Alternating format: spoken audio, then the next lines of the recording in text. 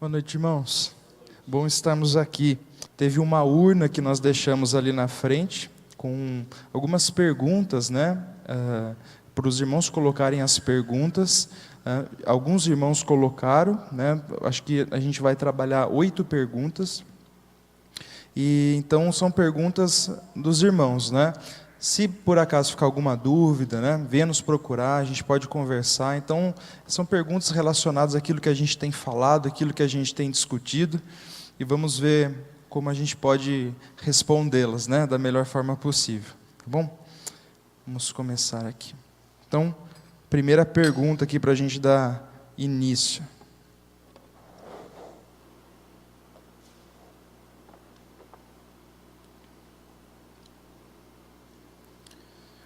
O que quer dizer muitos são chamados, mas pouco escolhidos? Um texto, uma referência ao texto de Mateus 22:14. Baseado em João 3,16, Deus não escolhe a todos? É uma boa pergunta, Mateus 22:14 diz: muitos são chamados, mas pouco escolhidos. O que significa isso, Até baseado no texto de João 3,16, Deus amou o mundo, de tal forma que enviou seu Filho unigênito. Então, a pessoa levantou talvez uma aparente contradição. Então, uma pergunta inteligente, Então, vamos ver como que a gente pode, de alguma forma, responder isso, tá bom? Então, existem 2 tipos de chamados, e eles são classificados da seguinte forma dentro da teologia: chamado externo e chamado interno.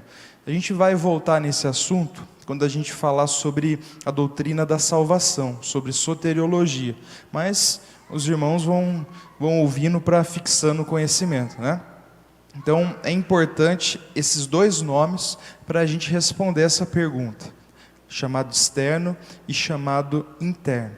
O chamado externo está relacionado a ouvir ou ler o Evangelho.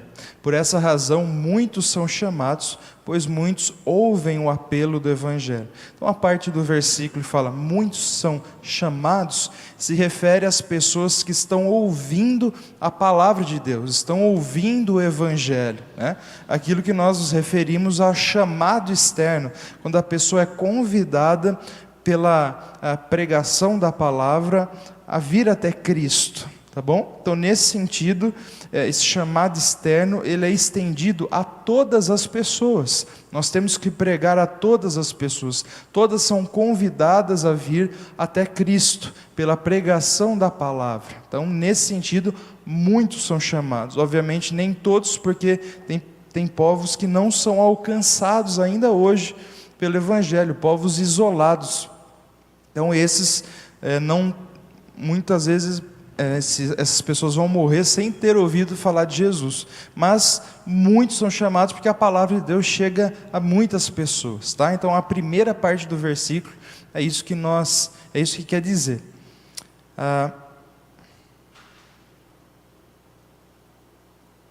Já o chamado interno está relacionado à atuação sobrenatural de Deus, que convence o pecador que ouve o Evangelho, habilitando a se converter, fé e arrependimento.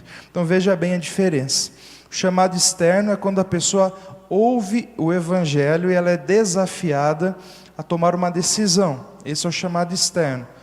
O chamado interno é aquela ação que só o Espírito de Deus pode produzir no coração de quem já teve o chamado externo, de quem ouve o Evangelho, e o Espírito Santo vai nesse coração, não de muitos, mas de poucos, de alguns que ouviram, e regenera esse coração, vivifica essa pessoa, dando a ela plena capacidade de crer na palavra e de se arrepender. Então, veja bem, vamos de novo. O chamado externo é para muitos, para todos aqueles que ouvirem a palavra. Dentro desse número de pessoas que ouviram a palavra, apenas poucos, como diz o versículo, apenas um grupo de todos que ouviram irão ter esse chamado interno, essa atuação no coração pelo Espírito Santo, habilitando essa pessoa a responder positivamente ao chamado externo. tá bom? Então, veja, por que nós entendemos isso? Porque a Bíblia fala que o ser humano está morto no pecado, né? Nós estamos cegos no nosso entendimento. Então, todas essas expressões é aquilo que nós chamamos na teologia da depravação total do homem. Como nós temos falado, vamos falar ainda, é o conceito de que nós estamos mortos no pecado e totalmente incapazes de, por iniciativa nossa, buscar a Deus, ou responder positivamente ao apelo da palavra, ao chamado do Evangelho. Por isso que nós precisamos de uma obra sobrenatural no nosso coração, pelo Espírito Santo, para nos capacitar então a falar: eu quero a Jesus, eu me arrependo dos meus pecados, eu reconheço que somente através dele eu posso ter vida eterna. Quem habilita a pessoa a ter essa consciência, essa disposição, é o Espírito Santo. E é essa obra sobrenatural do Espírito que nós damos o nome de chamado interno. Então, olha outra curiosidade, o chamado externo é para muitos, e ele é um chamado que pode ser resistido, a pessoa pode dizer não. Já quando o Espírito age no coração, o chamado interno, isso é irresistível, é um dos pontos do calvinismo, dos 5 pontos, graça irresistível. Quando o Espírito Santo age, converte, regenera, ou melhor dizendo, regenera o coração da pessoa, ela vai responder positivamente ao Evangelho, tá? Então, como diz Paulo em Romanos, no final das contas, cabe a Deus em usar a sua misericórdia ou não, tá? Sei que às vezes é uma luta para nós tentarmos entender isso, né? Porque na mente de muitos, puxa, Deus está sendo injusto, a pessoa não é capacitada a crer no Evangelho, né? Mas infelizmente tem muitas coisas que nós não conseguimos entender como nós gostaríamos da palavra, né? E algumas pessoas, ao invés de aceitar algumas verdades que a palavra diz, preferem dar uma ajustadinha em alguns pontos para fazer mais sentido, mas acaba criando um erro. Então, por essa razão, poucos são escolhidos, pois dentre todos os que são chamados pela pregação, apenas alguns crerão. Então, ficou clara essa ideia? Chamado externo, quando a pessoa ouve do Evangelho. Muitos são chamados, poucos escolhidos, porque apenas alguns daqueles todos que ouviram, crerão, porque são esses que o Espírito vai regenerar, habilitando para crer, tá? Agora, a outra parte da pergunta, né? Agora o texto de João 3,16, porque Deus amou o mundo de tal maneira que deu seu Filho unigênito, para que todo aquele que nele crê não pereça, mas tenha a vida eterna. Então, dentro desse versículo, Deus não amou a todos, né? Deus não amou o mundo. Como conciliar isso com o fato de que poucos são escolhidos, né? Então, há uma aparente contradição aí. Como a gente pode entender melhor essa situação? Então, um primeiro detalhe, veja que embora Deus tenha amado o mundo, apenas quem crê será salvo. Então, de certa maneira, há as duas coisas aqui, né?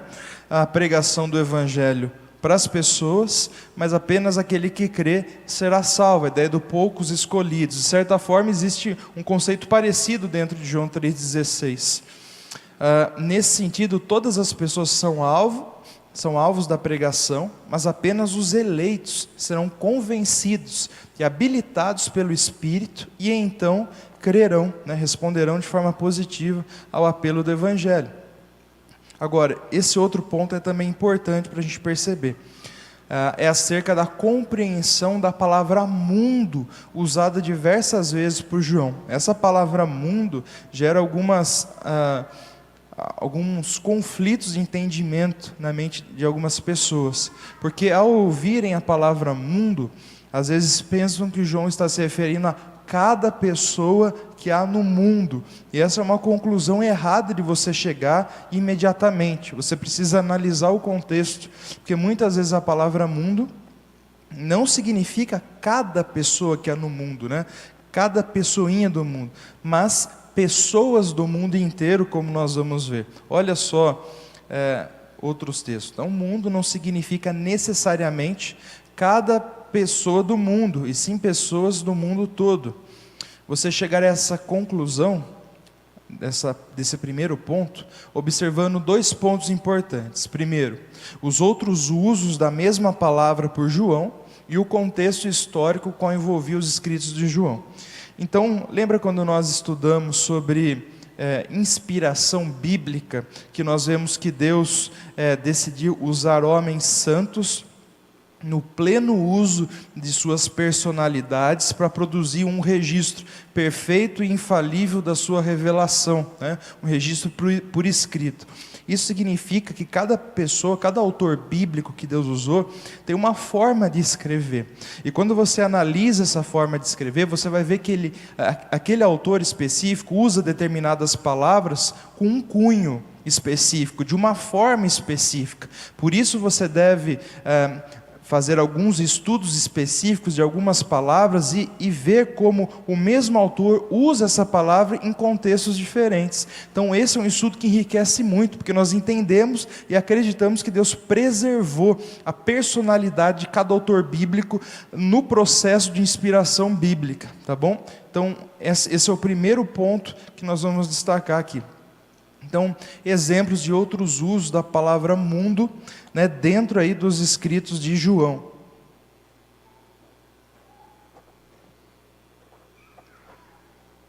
Eis o Cordeiro de Deus, que tira o pecado do mundo. João Batista, né, se referindo a Jesus. Ora, se mundo significasse cada pessoa que há no mundo, todos estariam sem pecados, né? Então, obviamente, que essa palavra mundo, em João 1,29, não pode significar cada pessoa que há no mundo, mostrando para nós que João faz uso da palavra para se referir a pessoas do mundo inteiro. Esse é um dos versículos que mostra isso. João 3,17, o texto seguinte de João 3,16, olha só, o breve contexto da passagem. Porquanto Deus enviou o seu Filho ao mundo, então um uso específico do mundo se referindo à criação, à terra, não para que julgasse o mundo, agora o mundo é usado para se referir às pessoas que há no mundo, mas para que o mundo fosse salvo por ele. Então, novamente, né, é um grupo de pessoas, e não cada pessoa que há no mundo, porque senão todos seriam salvos por Jesus, e a gente sabe que isso é uma heresia, né? Não é todas as pessoas que serão salvas. Isso a Bíblia é muito clara em outros textos. Então, o versículo seguinte de João 3,16 já mostra o uso da palavra mundo como pessoas do mundo inteiro, e não cada pessoa que há no mundo. Porque o pão de Deus é o que desce do céu e dá vida ao mundo. Jesus falando, né, sobre si mesmo. Então, mais um uso da palavra mundo, para se referir a um grupo de pessoas. Sabemos que somos de Deus e que o mundo inteiro jaz no maligno. Então é um texto da primeira epístola de João, mesmo autor. Olha só, então o mundo aqui, ele está se referindo aos incrédulos. Então é outro uso que João faz da palavra mundo, para se referir aos incrédulos que estão num sistema perverso, que é também classificado mundo. Então nós vemos pelo menos 3 usos da palavra mundo por João. Primeiro, para se referir à criação mesmo. Segundo, para se referir a um grupo de pessoas. Terceiro, para se referir aos incrédulos, e a um sistema perverso que jaz no maligno, né? No qual o maligno atua. Então olha só, rapidamente, em alguns textos, mas como é enriquecedor para a gente compreender um pouco. Então, não necessariamente em João 3,16 ele quer dizer que Deus amou de forma salvífica cada pessoa que há no mundo. Nós cremos que Deus ama todas as pessoas, né? Mas não de forma salvífica. De forma salvífica ele amou os seus. Tá? E o ponto importante acerca do contexto histórico, que nos ajuda a compreender outra razão pela qual João usa a expressão mundo nesse versículo, é o fato de que os judeus da sua época claramente entendiam que a salvação era restrita ao seu povo. Então a compreensão do judeu era que Deus se revelava somente para o judeu. Então somente o judeu poderia ter o favor de Deus, a graça de Deus e ser abençoado por Deus. Então Cristo vem, e os seus discípulos, os seus apóstolos, claramente para mostrar uma ideia contrária a isso, que a salvação agora, ela está aberta a todas as pessoas, inclusive aos gentios. Por isso a relevância de João citar o mundo aqui, como não sendo só exclusivo dos judeus, mas também os gentios estão incluídos nessa ideia. Então mais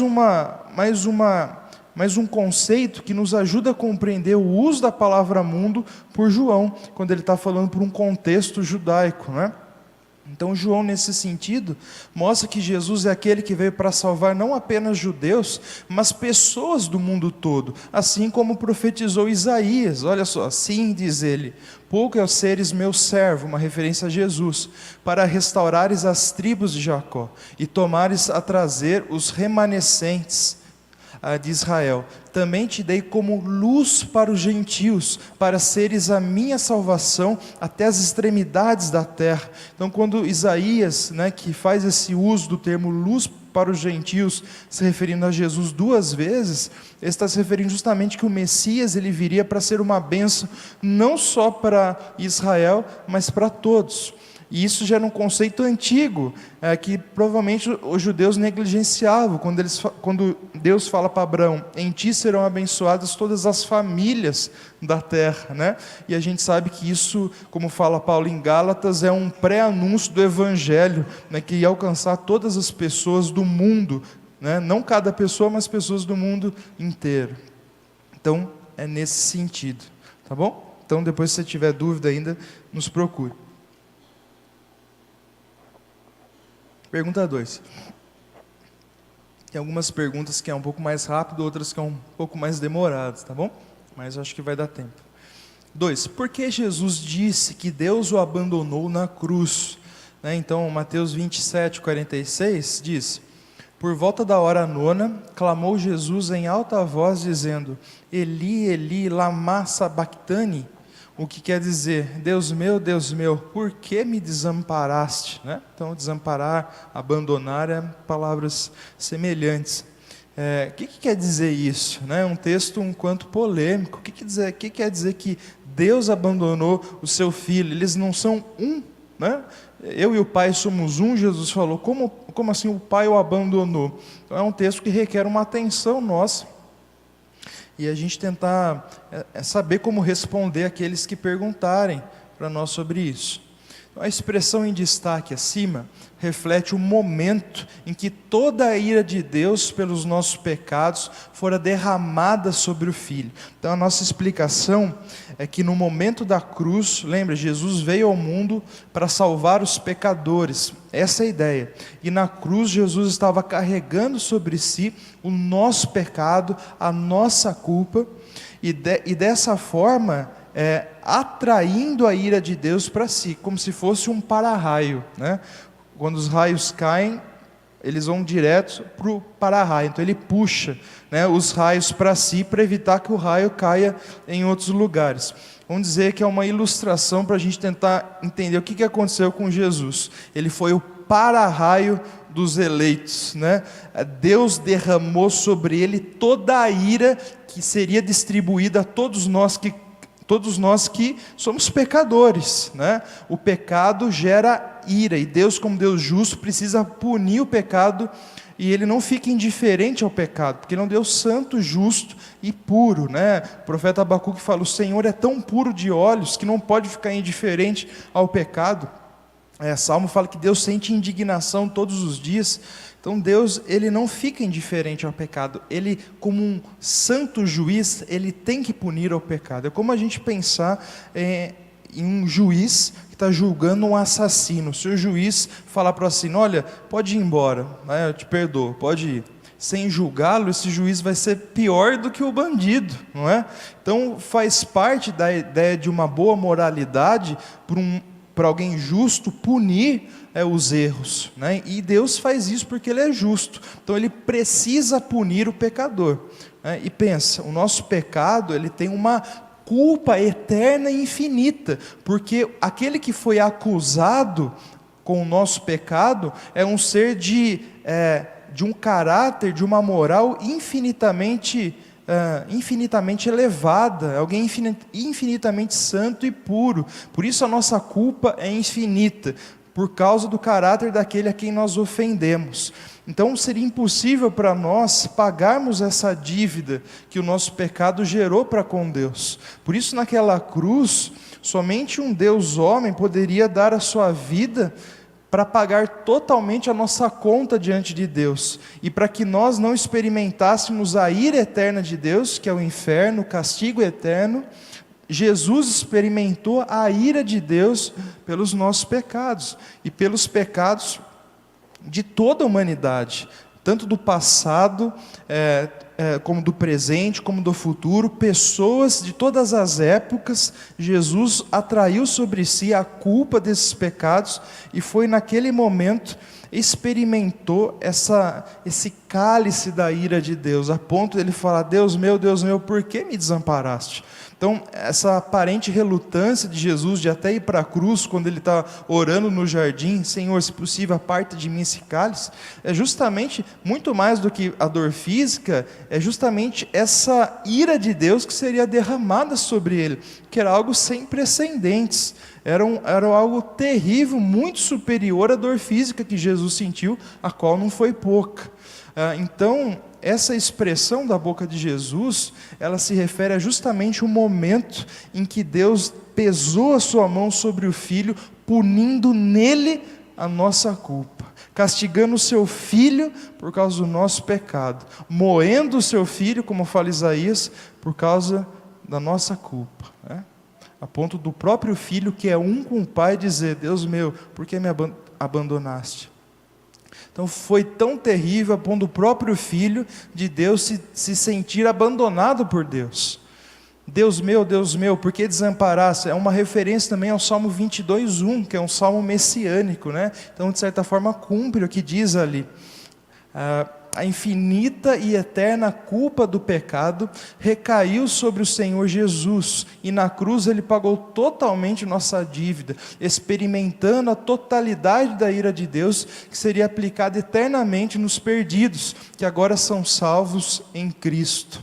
Então essa é a graça maravilhosa. É isso que nós chamamos, quando a gente for estudar salvação, a gente vai ver novamente o que significa propiciação pelos pecados. Jesus fez propiciação pelos nossos pecados, porque através do sacrifício de Jesus, Deus se tornou propício a nós, Deus se tornou favorável a nós. Antes nós éramos filhos da ira, nós éramos alvos da ira de Deus, nós éramos filhos da desobediência, sobre nós pairava realmente a ira do Senhor, mas por causa de Jesus, Deus se tornou favorável a nós, Deus se fez propício a nós, porque Cristo atraiu sobre si toda a ira que nós deveríamos provar.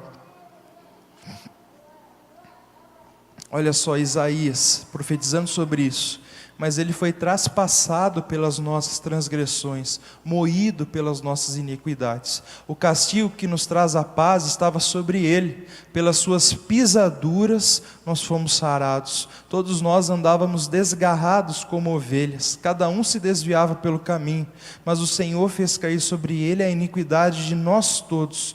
Todavia ao Senhor agradou moê-lo. Então são alguns versículos aí, 53, mostrando que o Senhor derramou no Filho a nossa iniquidade, e ao Senhor agradou castigar o Filho no nosso lugar. Então é isso que se refere à expressão, tá bom? Pergunta 3. Quais são as consequências de não acreditar no inferno? Você já parou para pensar nisso? É uma boa pergunta também.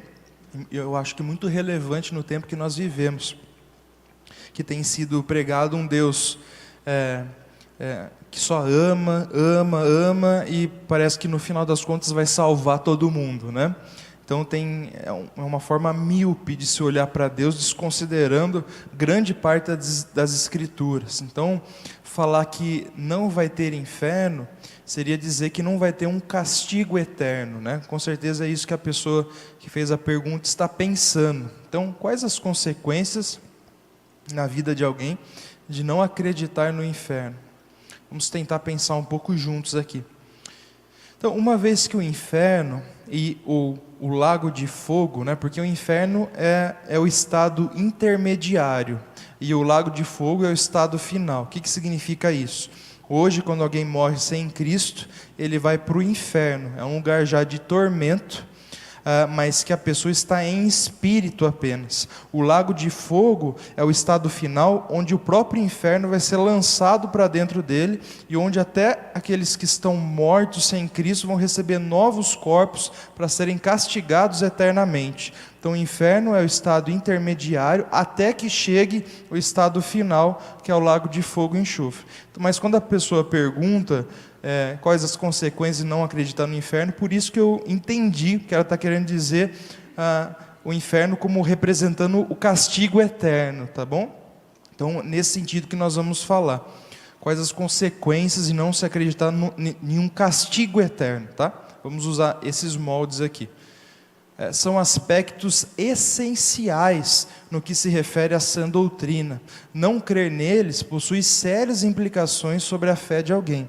Então, nós entendemos que o castigo eterno é um ponto essencial da doutrina bíblica, até mesmo no anúncio do Evangelho. O Evangelho puro, como nós o recebemos do Senhor e como os apóstolos pregaram, uma das partes dele é a má notícia, é justamente o castigo eterno que está sobre nós, porque nós merecemos, né? Então, não vou me antecipar aqui, vamos por partes. Então, o castigo eterno é um ponto essencial e inseparável do Evangelho do Senhor Jesus. O Evangelho é composto de basicamente duas notícias, a má e a boa. Então, vamos resumir dessa forma para facilitar aqui o nosso entendimento. Então, quando você vai falar do Evangelho para alguém, você tem que pensar nessas duas notícias. Uma notícia má, que você vai dar para a pessoa, e uma notícia boa. Então, você pode chegar para a pessoa e falar assim, olha, eu tenho duas notícias para te dar, uma má e uma boa. Tá? Então, qual que é a má? A má notícia é que todos somos pecadores. Romanos 3:23, todos pecaram, carecem da glória de Deus. Salmo 51:5, eu nasci na iniquidade, em pecado me concebeu a minha mãe. Salmista Davi dizendo, e que por essa razão estamos condenados à eternidade longe de Deus. Né? O salário do pecado é a morte, para que todo aquele que nele crê não pereça, mas tenha a vida eterna. Mateus 3:12 fala que Jesus coloca o seu trigo na eira, mas queima palha em fogo inextinguível, uma clara referência ao castigo eterno. Mateus 25:41, se não me engano, é o texto que fala quando na consumação do século Jesus vai voltar a separar, né, o mundo em dois, né, aqueles que creram e os que não creram, e aqueles que não creram, ele vai dizer, malditos, né, para vocês cabe o lago de fogo, enxofre, ou inferno, não lembro qual o termo que ele usa, preparado para o diabo e para os seus anjos. Então, uma clara referência ao próprio Senhor Jesus do castigo eterno. Então, recapitulando, a má notícia é que todos somos pecadores, por essa razão estamos condenados à eternidade longe de Deus, e nada podemos fazer para reverter essa trágica situação em que nos encontramos. Romanos 8:8, os que estão na carne não podem agradar a Deus. Efésios 2:8-9 fala que nós não somos salvos pelas obras, mas pela graça de Deus. Tito 3:5 também, não por obras de justiça, mas pela sua misericórdia.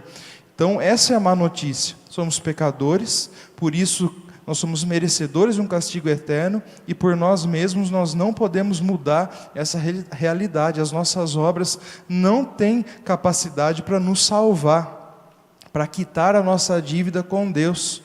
Então, essa é a terrível notícia que assola todas as pessoas do mundo. Mas a boa notícia é que Deus nos amou, apesar de não merecermos o seu amor. Romanos 5:8, porque Deus amou o mundo, porque Deus prova o seu próprio amor para conosco, pelo fato de ter Cristo morrido por nós, sendo nós ainda pecadores. Efésios 2:4-5, mas Deus, pela sua graça, estando nós mortos, nossos delitos e pecados, nos deu vida juntamente com Cristo, a ponto de entregar o seu Filho para provar a morte em nosso lugar. Aquele que, 2 Coríntios 5:21, é aquele que não conheceu o pecado, ele se fez pecado por nós, para que nele fôssemos feitos justiça de Deus. João 3:16 de novo aí, para que através da fé e somente da fé estivéssemos acesso a essa graça eterna. Então Efésios 2, 8, 9 também de novo, e João 6, 47, Jesus fala: em verdade vos digo, quem crê em mim tem a vida eterna. Então essa é a boa notícia. Deus nos amou, mesmo não merecemos isso, a ponto de dar Jesus para morrer de uma forma substitutiva, vicária no nosso lugar, para que através da fé e somente da fé em Jesus tivéssemos acesso a esse presente, essa graça que Ele nos deu. Então é a má notícia e a boa notícia. Falar que não existe inferno seria só dizer que o Evangelho tem uma boa notícia, mas a boa notícia de nada serve se não tiver a má notícia, né? Então esse que é o ponto fundamental aqui. Não existe boa notícia sem a má notícia no que se refere ao Evangelho.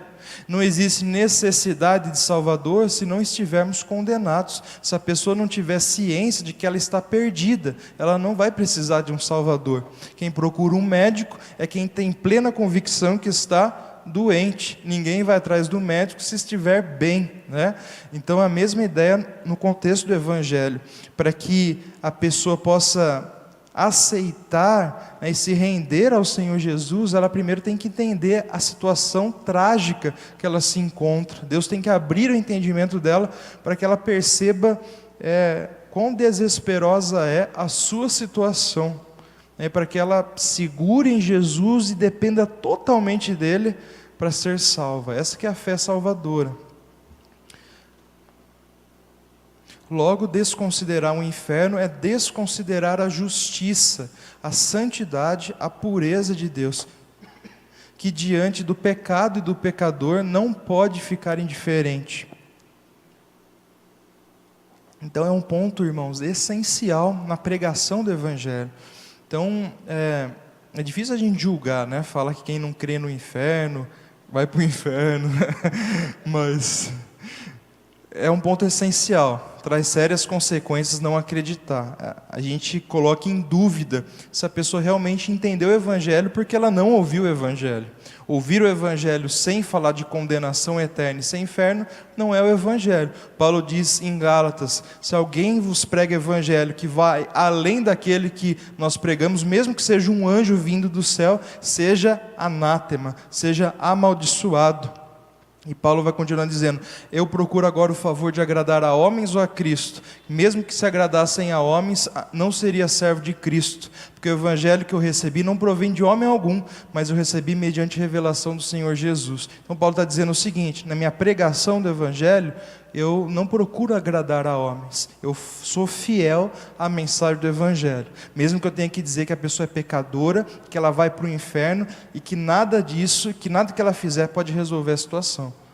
Eu vou ser fiel na minha pregação para agradar a Deus e não aos homens. Então, o inferno, o castigo eterno, é uma parte essencial do Evangelho. Por isso que a gente coloca em dúvida se alguém que não crê em inferno realmente se converteu, tá?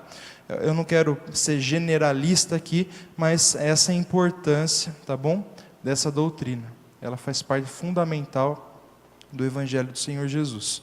Aqueles que não acreditam no inferno e sim na salvação de todos os seres humanos são conhecidos como universalistas. Então é um nome que, dado às pessoas que creem que no final das contas Deus vai salvar todas as pessoas. São chamados de universalistas, tá bom?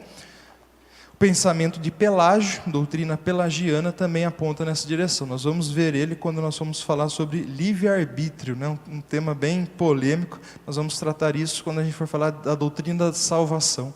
Nós vamos ver que Pelágio também acreditava que ele não cria no pecado original, ele não cria que nós nascemos pecadores e, portanto, a gente pode ser salvo sem o Evangelho. É isso que Pelágio cria, resumindo, né? Depois a gente vai falar de forma mais detalhada. Pergunta 4. Não crer em alguns fatos ou em determinadas doutrinas pode atrapalhar meu relacionamento com Deus? Se sim, de que forma? Então a mesma pessoa que fez a pergunta anterior fez uma segunda pergunta, fez essa também. Eu pus em slides separados, só para a gente se organizar. Então, sobre o inferno a gente já respondeu, né? As consequências de não acreditar. Pode realmente comprometer até a salvação da pessoa. Agora, em outras doutrinas, não crer em outras doutrinas, como isso pode atrapalhar nosso relacionamento com Deus? É uma pergunta difícil porque não diz uma doutrina específica, deixa assim no geral. Então, para a gente tentar entender melhor, vamos fazer alguma coisa. Ó. Então, depende de quais doutrinas, né, a gente estiver falando. É muito bom ter conhecimento para saber classificar a importância das doutrinas. Então, para fins didáticos, vamos criar 3 níveis de doutrinas quanto à sua relevância. Nível 1, nível 2 e nível 3. Isso aqui fui eu que fiz só para tentar explicar para os irmãos, tá bom? Então vamos supor que existe isso, doutrina de nível 1, doutrina de nível 2 e doutrina de nível 3, quanto à sua importância para a nossa fé, tá?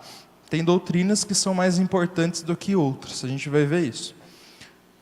As de nível 1 são doutrinas inflexíveis, ou seja, é aquilo e ponto final. Mínimas alterações podem levar à fuga total da fé. Exemplo, a Trindade. A Trindade é inegociável. Deus Pai é Deus, Deus Filho é Deus, Deus Espírito Santo é Deus e é o único Deus. Essa doutrina, se algum grupo religioso não crê na Trindade, ele não é considerado no meio reformado como igreja, mas como seita, dada a importância da Trindade para a nossa fé. Ela é essencial para a nossa crença. Tá? E os 5 solas, né, que são pilares da própria reforma protestante. Só a Deus toda a glória, só as Escrituras, só a fé, só a Cristo, só a graça, mostrando os fundamentos da nossa crença, contrastando com a realidade que eles viviam na igreja católica ali, né? Então, o outro ponto essencial da nossa fé também.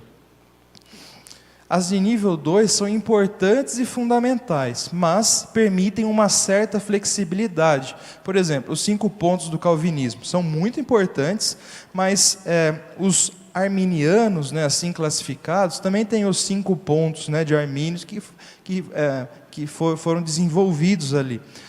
Então, se a pessoa não crê nos 5 pontos de Calvino, mas crê nessa linha de Armínio, a gente não pode dizer que essa pessoa não é nosso irmão, não é crente no Senhor Jesus. Isso estaria totalmente errado se eu dissesse algo como isso. Então veja, é um ponto importante. Eu creio que existe, eu creio, obviamente como pastor reformado, que os 5 pontos do Calvino estão corretos e que isso tem uma influência positiva na minha fé do que crer nos 5 pontos de Armínio. Mas isso não deixa dele ser meu irmão, né? Então isso é muito importante deixar claro. Então seria um exemplo para os irmãos tentarem entender essas doutrinas de nível 2, né?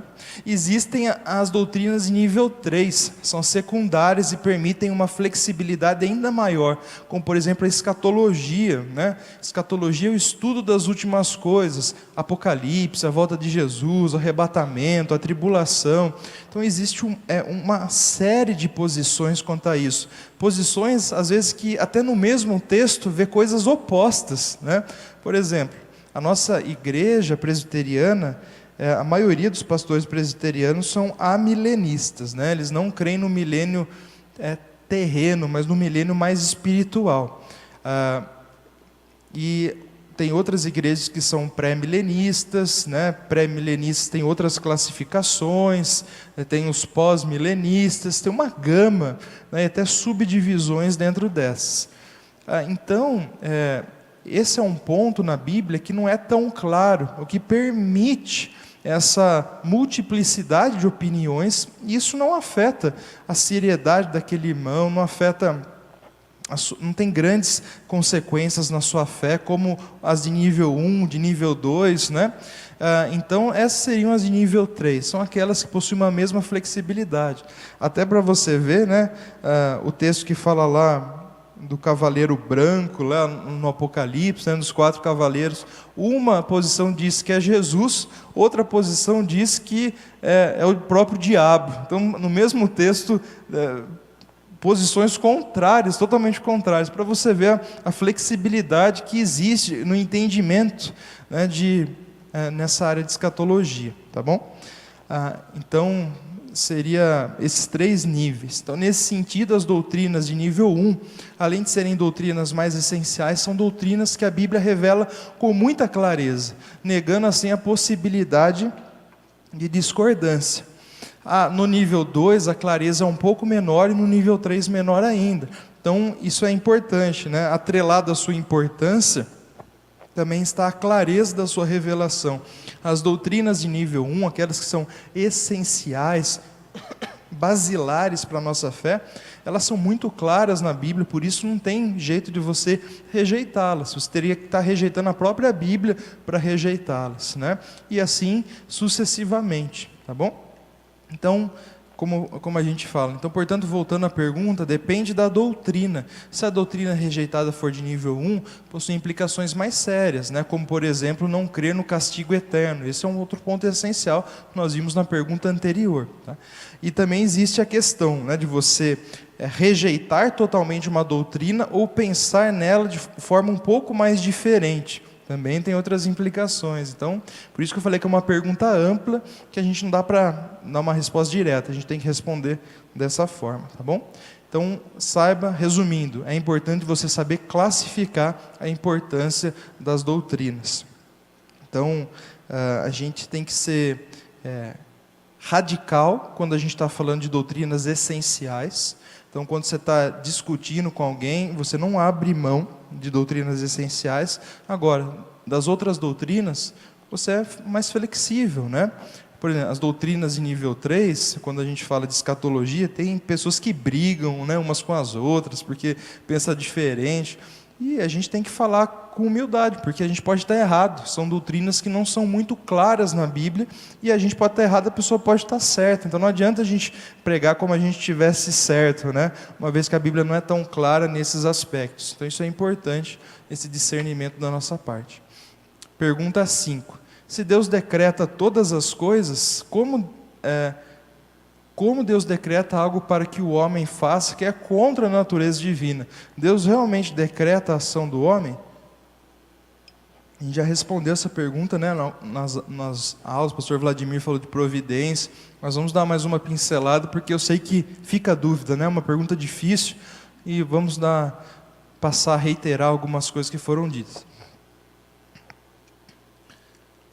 Então, Deus decreta todas as coisas, inclusive a ação do homem. Nós cremos nisso. Se Deus é soberano, significa que Ele está no rígido controle sobre tudo o que acontece, né? Então, nada acontece sem a sua vontade. Tudo que acontece é porque Ele quis que acontecesse.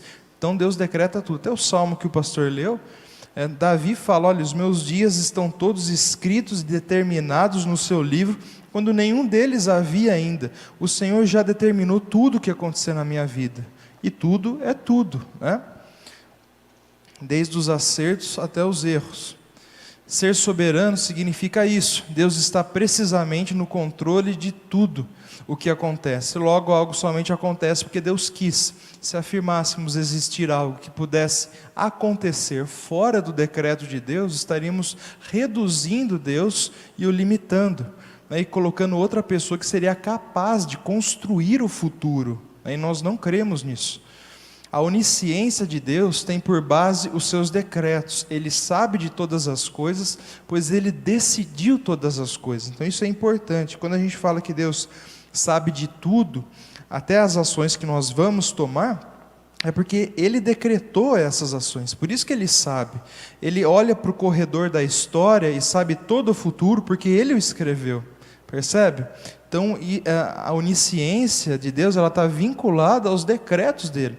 Ele só sabe todas as coisas porque Ele decidiu todas as coisas. Isso é importante de se dizer também. E a dificuldade em compreender todas essas coisas da nossa parte surge justamente quando Deus decreta para o homem executar algo que é avesso ao seu caráter, como o pecado, por exemplo, e ainda assim o responsabilizar por isso. Então, é daí que surge a grande dificuldade nossa. Como Deus decreta o homem cometer um pecado e ainda responsabiliza o homem por esse pecado. É isso que, de certa forma, parece que não faz sentido, e não faz mesmo na nossa mente. E quando não faz sentido, surgem da nossa parte os questionamentos. Puxa, Deus é injusto. Isso é um absurdo Deus fazer isso. Como pode Deus fazer isso? Não pode ser verdade. Então, muitas vezes, diante de uma ideia que a Bíblia passa como verdade, é tentado criar caminhos alternativos para explicar isso. E como a gente já disse hoje, às vezes criar esses caminhos alternativos significa negar uma das verdades para tentar se chegar a uma conclusão lógica, mas assim criar um erro bíblico, né? Então, quais são as duas verdades em conflito aqui? Deus decreta todas as coisas, mas mesmo assim o homem é responsável pelos seus atos. Essas duas verdades, na nossa mente, elas são inconectáveis. Por mais que a gente fale muitas coisas aqui, elas nunca vão fazer totalmente sentido para nós como nós gostaríamos que fizesse. E esse fato de que elas nunca vão fazer sentido para nós, como nós gostaríamos que fizesse, mostra que Deus é infinitamente maior que nós e que nós somos pequenos.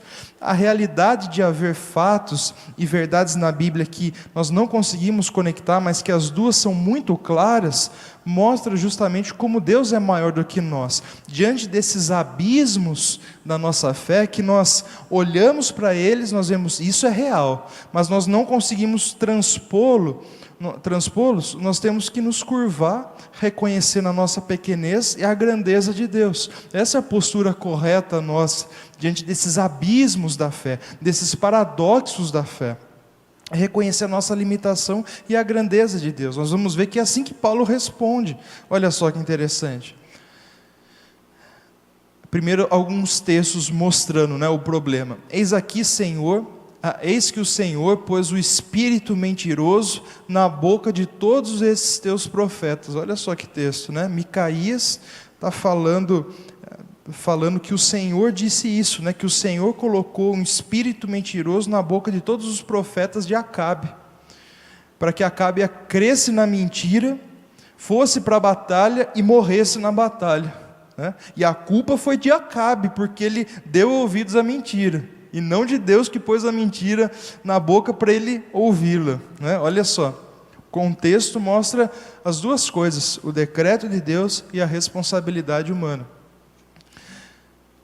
Romanos 1, 24, 28 e 29, olha só, por isso Deus entregou tais homens, aqui está falando os homens que detêm a verdade pela injustiça, dos incrédulos que rejeitam a Deus, entregou tais homens pelos desejos do seu próprio coração para desonrarem o seu corpo entre si. Então Deus fez isso na vida deles, e por haverem desprezado o conhecimento de Deus, o próprio Deus os entregou a uma disposição mental reprovável, e Deus fez isso para que eles praticassem coisas inconvenientes, cheios de toda injustiça, malícia, avareza, maldade, possuídos de inveja, homicídios, contenda, dolo, malignidade, sendo difamadores.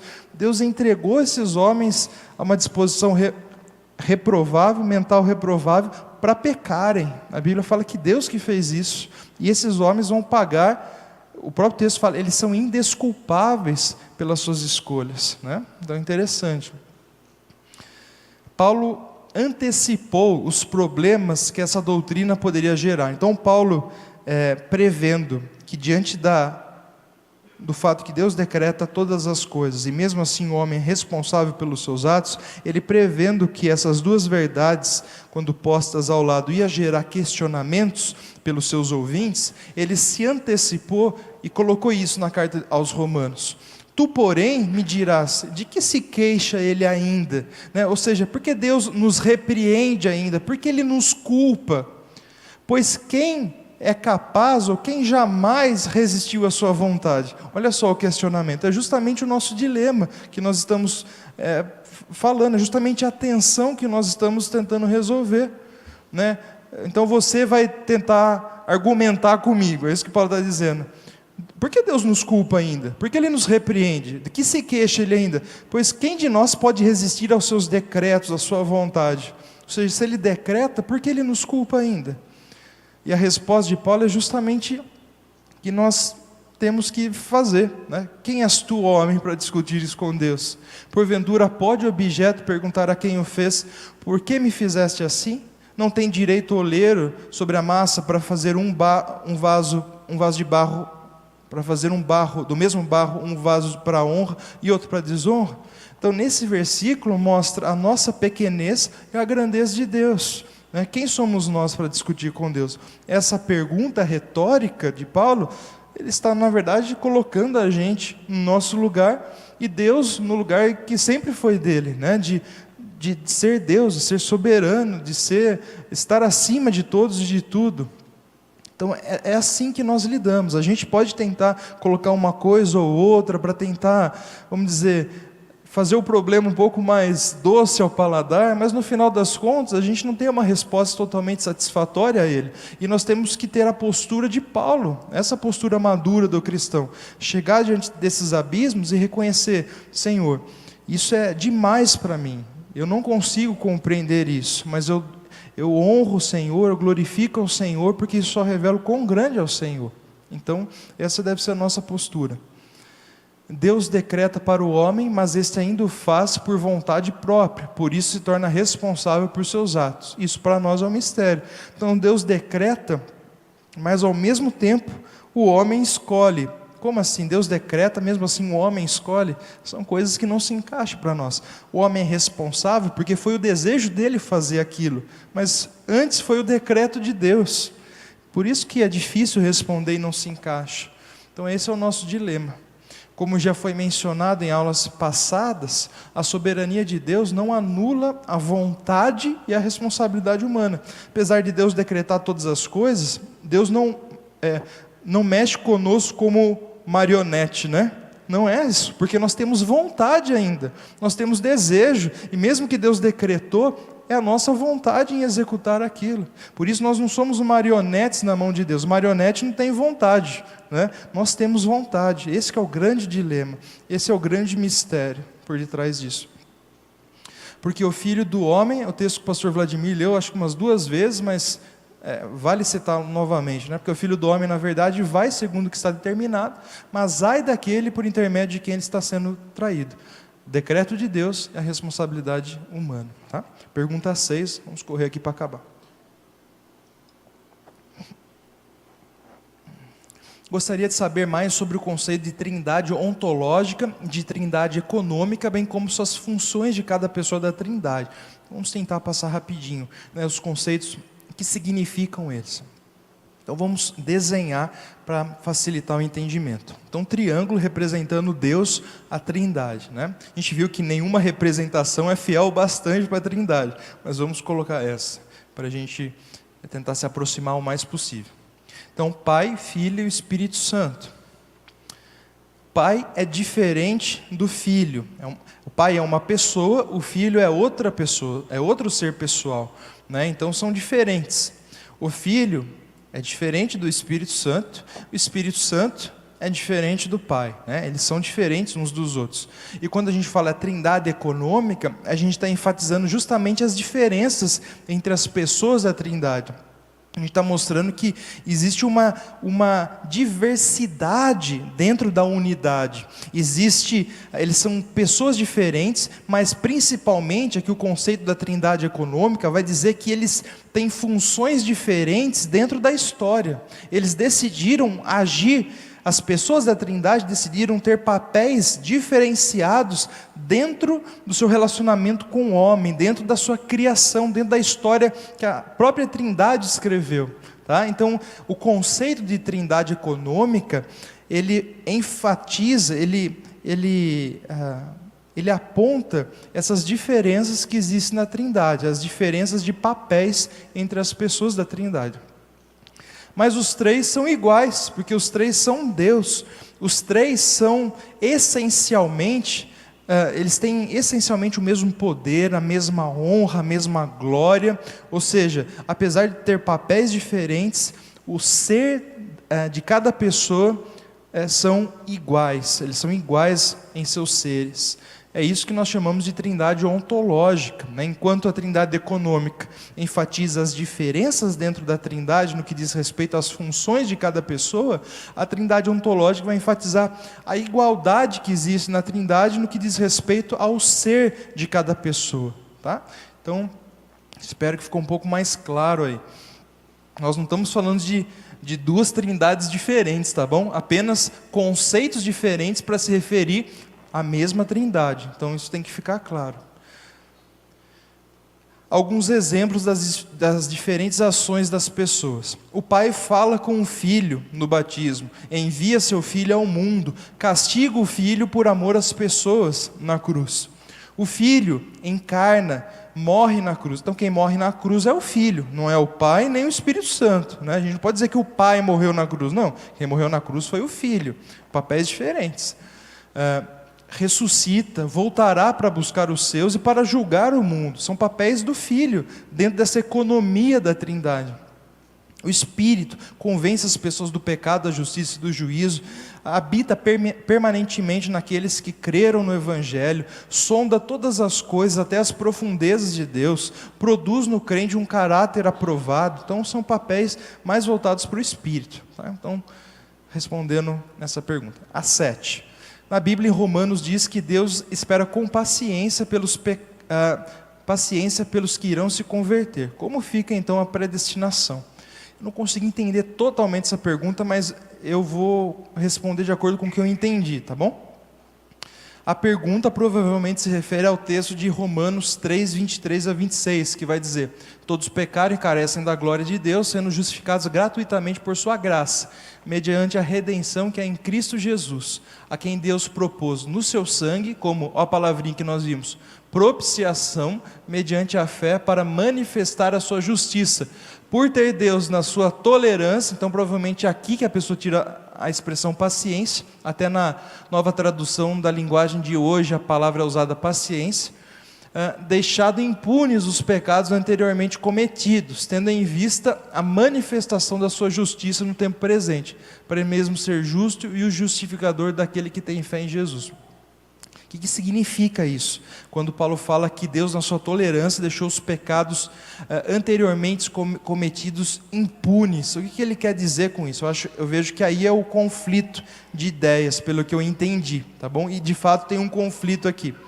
Então essa expressão se refere à paciência de Deus diante dos pecados da humanidade antes de Cristo vir ao mundo. Tá? Então quando Deus fala que ele foi paciente, quer dizer que a pergunta que Paulo está antecipando é: como fica aqueles que pecaram antes que Cristo entregasse a sua vida na cruz? Como Deus tratou essas pessoas que viveram antes de Cristo se manifestar e morrer na cruz pelos nossos pecados?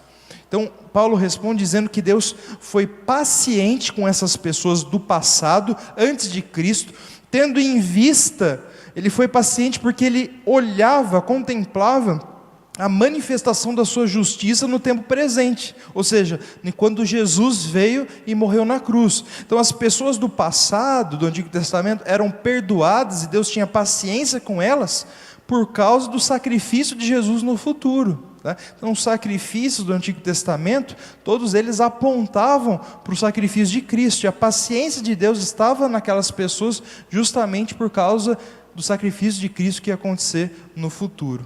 Até porque a palavra fala que Cristo foi morto antes da fundação do mundo. Então, na mente de Deus, as coisas funcionam desse jeito. Porém, não se refere aos pecados de uma pessoa antes dela crer no Evangelho de Jesus, dando a entender que os pecados futuros não teriam sido perdoados, apenas os pecados do velho homem no tempo da ignorância. Então talvez pode haver essa dificuldade de entendimento da pessoa achar que a expressão Deus deixou na sua tolerância impunes os pecados anteriormente cometidos está se referindo à vida da pessoa, né? Então vamos dizer assim: a pessoa creu em Deus, todos os pecados que ela fez até o dia que ela creu em Deus estão perdoados. Agora os pecados do futuro já é outra história, né? Se a pessoa, morrer em pecado, ou não confessar seus pecados, talvez eu acho que essa que ficou a dúvida da pessoa.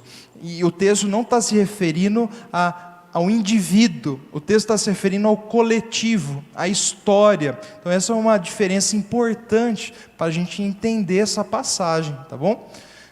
Então essa conclusão está clara no próprio contexto, no versículo 26. Outro ponto claro é que Paulo está se referindo ao coletivo e não ao individual. Tive que passar um pouquinho correndo por causa do nosso tempo. Pergunta 8 é muito rápida.